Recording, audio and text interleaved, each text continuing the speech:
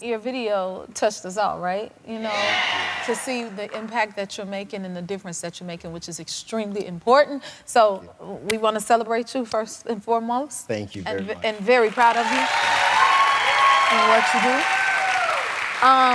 I'm sure this will hit home with a lot of people. You grew up without your dad. Like, yes. What was that like for you? Very painful. I grew up resenting my father because I felt like he had abandoned me and my mom. At first, I thought it was me. You know, you grew up with that sense of rejection.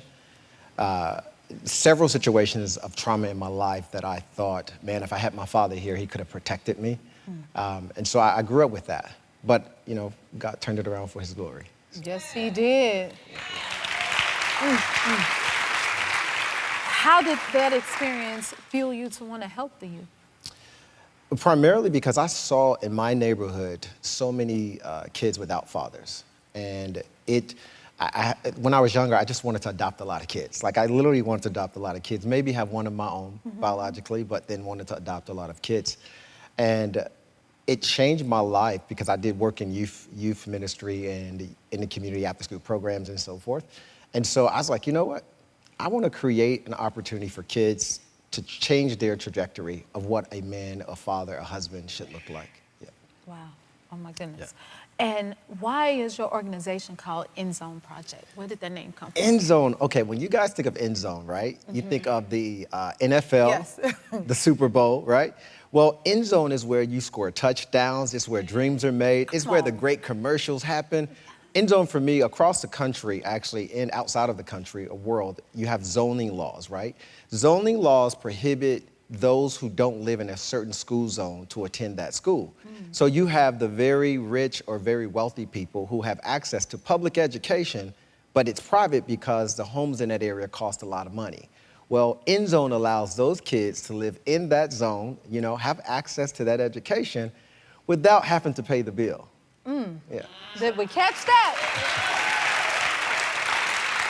Okay. This is really interesting, Jennifer, yes, because tell us. Have you ever played Monopoly? Yes, sir, right. Of course. So how y'all love Monopoly, right? Yes. So Monopoly, you wouldn't join a Monopoly game after all the properties have been purchased and everyone has hotels and houses on their property, and then invite you in with your little $200, and then you just paying everybody and you're not making any money, right? Right. You're gonna lose. You're gonna lose. Well, InZone buys the property and have you move into the house that feels like a hotel, and then you have access to participate like everybody else.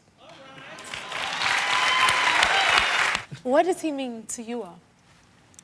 You wanna go first? Sure, I'm first in the couch, so. He's kind of like a secondary father figure, even though secondary because I do have a stepdad, even though my actual dad did pass like 4 years ago. It's pretty sad. But anyway, like he's there for us, he provides for us. He goes to events, our games. Like basically he's just always there when he can be. And it's like the support he's shown us, because I've seen it all. I've seen ups, downs, change, new kids, old kids. And it's like, even through the hardship, he still stayed with it. And that's something I can really admire and really respect about him.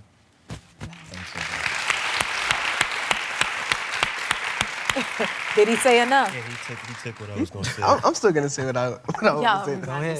So much of my voice. What you got? So Terrance asked us a couple years ago, or actually it was Bethsaida, whether we saw him as a father figure. And like there was mixed opinions and everything because nobody wants to be vulnerable or whatever. Right. So we're like, no, of course not. No.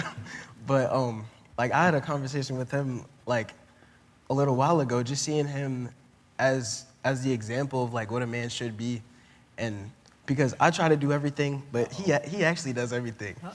Like he has a full-time job. He has 200-something kids. Like all this stuff, and he works at the church. Like he's involved. So he really just like and the man of God that he is and everything like that. Like he really just sets the standard for me. Yeah, that's what I would say. Wow. We need to take a moment for this.